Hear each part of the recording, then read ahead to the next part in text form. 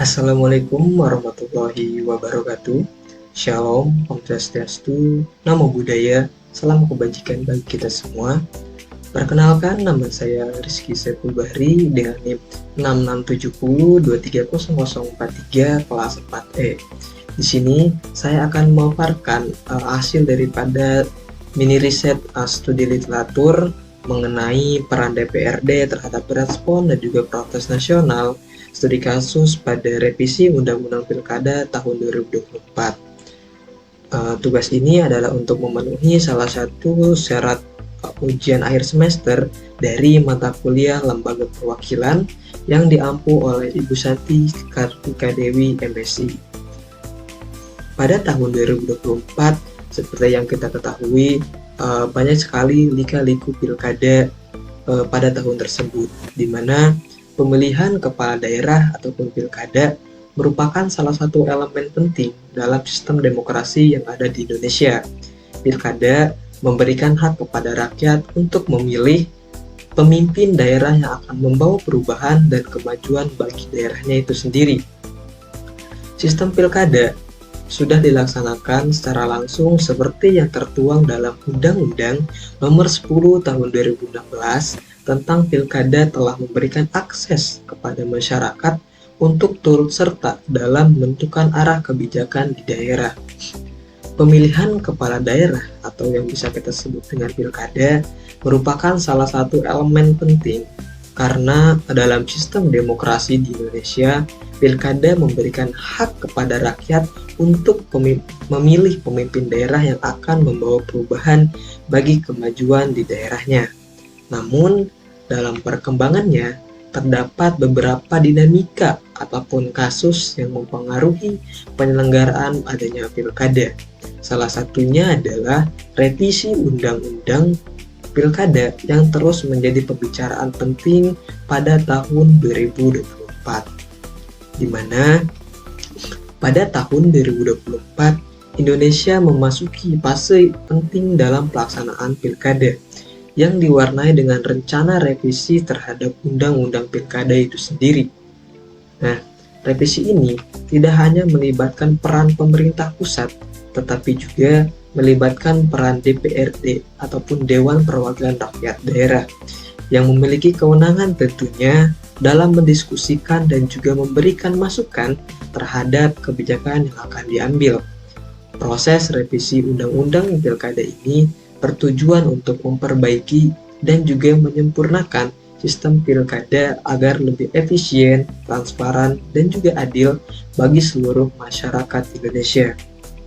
Namun, seiring dengan perjalanan revisi undang-undang tersebut, berbagai protes dan reaksi muncul dari kalangan masyarakat, organisasi politik, serta elemen-elemen lainnya muncul dan menuntut perhatian lebih terhadap dampak kebijakan yang diusulkan. Nah, peran daripada DPRD dalam revisi Undang-Undang Pilkada tahun 2024 sangat penting karena sebagai lembaga legislatif yang ada di tingkat daerah, DPRD memiliki kedekatan langsung dengan dinamika sosial, politik, dan juga budaya yang ada di wilayah mereka masing-masing. DPRD memiliki fungsi pengawasan terhadap kebijakan yang diambil oleh pemerintah pusat dan juga daerah, serta menjadi salah satu saluran aspirasi yang menghubungkan masyarakat dalam pengambilan keputusan yang berkaitan dengan pemerintahan. Nah, revisi ini tidak hanya melibatkan pemerintah pusat, tetapi juga melibatkan DPRD ataupun Dewan Perwakilan Daerah yang memiliki kewenangan dalam mendiskusikan dan memberikan masukan terhadap kebijakan-kebijakan yang diambil. Namun, dinamika revisi Undang-Undang Pilkada ini ternyata tidak berjalan mulus. Banyak sekali kalangan, terutama organisasi masyarakat sipil, menyuarakan ketidakpuasannya terhadap revisi yang dianggap dapat mengurangi kualitas demokrasi dan merugikan kepentingan masyarakat daerah.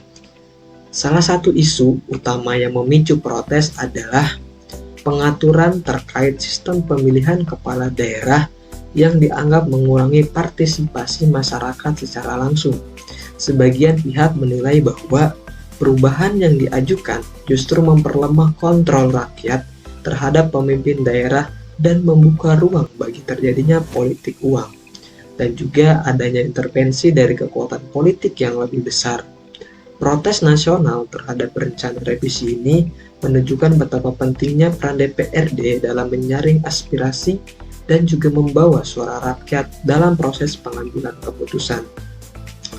Respon DPRD terhadap protes nasional ini menjadi hal yang sangat krusial karena dapat menentukan arah revisi daripada undang-undang pilkada tersebut.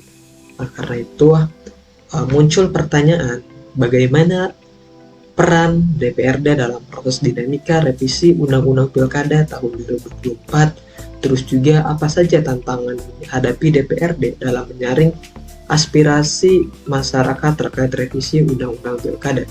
Terus juga muncul pertanyaan sejauh mana dampak revisi Undang-Undang Pilkada terhadap kualitas demokrasi di tingkat daerah. 3 pertanyaan tadi menjadi rumusan masalah dalam hasil ataupun dalam penelitian pada kali ini, karena mengingat sangat pentingnya peran daripada DPR itu sendiri. Terus juga dari hasil riset ini menggunakan teori perwakilan politik menurut Hanan Pitkin, karena teori perwakilan politik dalam Hanan Pitkin dalam bukunya The Concept of Representation, Pitkin menjelaskan bahwa representasi politik bukan hanya soal kehadiran seorang sebagai wakil di lembaga legislatif, tetapi tentang bagaimana wakil bertindak, mewakili kepentingan rakyat secara aktif dan juga substantif. Ini berarti seorang wakil rakyat tidak sekedar duduk di kursi legislatif, tetapi juga harus berperan nyata dalam memperjuangkan aspirasi dan juga kehendak masyarakat yang diwakilinya. Di mana dalam revisi Undang-Undang Pilkada tahun 2024 terdapat banyak sekali usulan untuk mengembalikan sistem pemilihan kepala daerah kepada DPRD. Banyak masyarakat memprotes karena masyarakat merasa hak mereka untuk memilih langsung sedang dirampas. Dalam situasi seperti ini, DPRD sebagai lembaga yang menjadi ujung tombak representasi politik di tingkat daerah harus diuji terhadap kesetiaannya pada fungsi representasi substantif tentunya. Apakah mereka berdiri di sisi rakyat yang menolak pembatasan partisipasi politik? Apakah mereka menggunakan posisinya untuk menyuarakan keresahan konstituen gitu dalam dari masyarakat kepada pemerintah pusat? Nah, ini tentu menjadi inti daripada representasi substantif yang akan ataupun yang ditekankan oleh Pitkin itu sendiri. Terus juga sistem dan juga fungsi lembaga legislatif di Indonesia, di mana sistem legislatif menganut yang namanya bicameral asimetris, terdiri dari Dewan Perwakilan Rakyat DPR, terus juga DPD di tingkat pusat. DPR tentu saja memiliki kewenangan lebih luas dalam pembentukan undang-undang seperti melakukan pengawasan dan lain sebagainya. Sementara DPD mewakili aspirasi daerah namun dengan fungsi legislatif yang sangat terbatas. Oleh karena itu, kami ataupun dari riset ini memiliki konsep yang dimana dinamika revisi Undang-Undang Pilkada, terus juga keperan strategi DPRD tentang protes nasional yang terdapat pada masyarakat di tahun 2024 itu. Nah, kita masuk ke pembahasan mengenai peran DPRD dalam dinamika revisi Undang-Undang Pilkada tahun 2024, di mana pemilihan kepala daerah ataupun pilkada merupakan salah satu bentuk nyata dari sistem demokrasi di Indonesia. Dalam pilkada, masyarakat langsung memilih siapa yang akan memimpin daerah mereka, baik sebagai gubernur, bupati, maupun wali kota. Nah, secara normatif, DPRD memiliki 3 fungsi utama, yaitu legislasi, anggaran, dan juga pengawasan. Namun, dalam konteks revisi Undang-Undang Pilkada tahun 2024, fungsi representasi politik menjadi sorotan utama. Menurut teori dari Hanan Pitkin tahun 1967, seorang wakil rakyat tidak hanya harus hadir secara formal di lembaga perwakilan, tetapi juga harus aktif dalam menyuarakan dan memperjuangkan kehendak masyarakat. Ini yang disebut dengan representasi substantif. Dalam pembahasan revisi Undang-Undang Pilkada ini, DPRD harusnya menyerap aspirasi masyarakat melalui dialog ataupun forum publik terbuka terhadap masyarakat. Nah, sayangnya dalam kenyataan yang terjadi di banyak daerah, tentunya DPRD ini justru cenderung pasif dan tidak menyuarakan daripada aspirasi-aspirasi masyarakat itu kepada pusat itu, di mana DPRD ini bahkan mendukung daripada usulan revisi tersebut. Ini justru menjadi hal yang terbalik, di mana harusnya DPRD mendukung masyarakat, justru malah DPRD itu malah mendukung usulan revisi ini. Hal ini disebabkan oleh berbagai faktor seperti adanya afiliasi politik dengan partai di tingkat pusat, terus juga adanya ketergantungan pada elit nasional, ini menyatakan langsung dari masyarakat. Padahal jelas itu, jika DPRD benar-benar menjalankan perannya sebagai representasi lokal, mereka akan menjadi kekuatan penyeimbang yang mampu menolak kebijakan pusat yang tidak berpihak kepada rakyat. Namun, ada juga beberapa tantangan daripada DPRD dalam menyaring aspirasi masyarakat. Pertama, yang sudah disebutkan tadi, adanya tekanan politik dari partai politik, di mana sebagian besar anggota DPRD itu berasal dari partai politik yang juga memiliki struktur di tingkat nasional. Ketika partai tingkat pusat mendukung revisi undang-undang pilkada tersebut, ya anggota DPRD di daerah mengalami dilema antara loyalitas terhadap partai atau terhadap rakyat. Banyak yang memilih mengikuti garis partai demi menjaga posisi politik mereka. Bahkan, jika hal tersebut bertentangan dengan kehendak masyarakat, selain itu, minimnya akses terhadap aspirasi masyarakat, meskipun DPRD memiliki kewajiban untuk menyerap aspirasi masyarakat, namun pada praktiknya itu berbanding terbalik. Bagaimana kegiatan reses seringkali bersifat formalitas ataupun hanya sebuah menjalankan kewajiban, dan juga tidak menjangkau lapisan masyarakat secara luas. Maka aspirasi yang muncul pun tidak selalu terdokumentasi dengan baik dan tidak ditindaklanjuti dalam bentuk sikap politik, hanya sebagai bentuk daripada formalitas saja. Terus juga kurangnya keberanian politik daripada anggota DPRD, di mana budaya politik patronase yang masih kuat membuat DPRD lebih nyaman mengambil posisi aman ketimbang konfrontatif.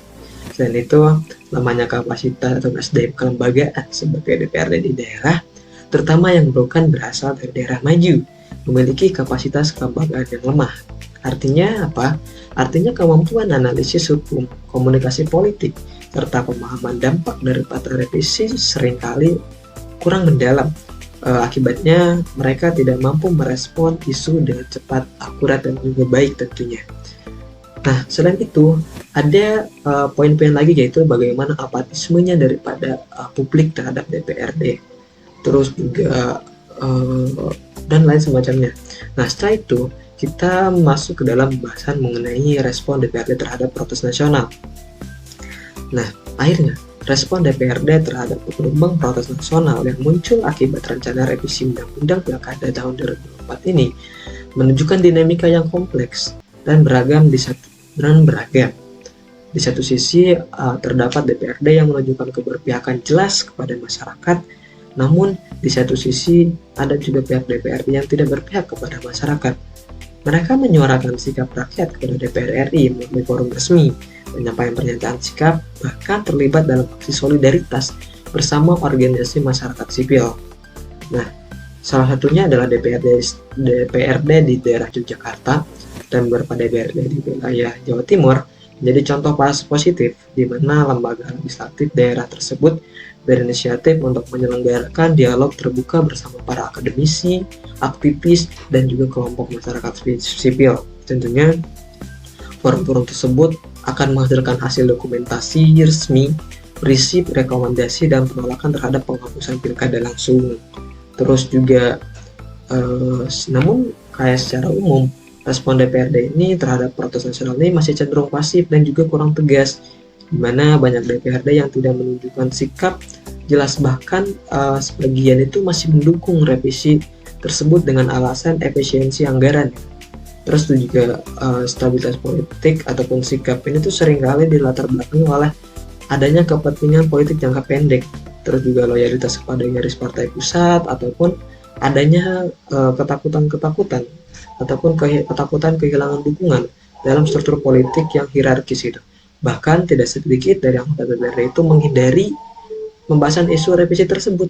Nah, ini menjadikan pertanyaan bagi kita semua, bagaimana seorang anggota DPRD itu malah menghindari pembahasan isu revisi tersebut gitu. Padahal ini menjadi hal yang baik.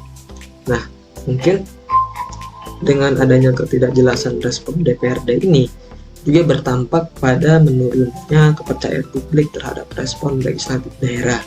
Mungkin cukup dari saya. Mohon maaf. Terima kasih. Assalamualaikum warahmatullahi wabarakatuh.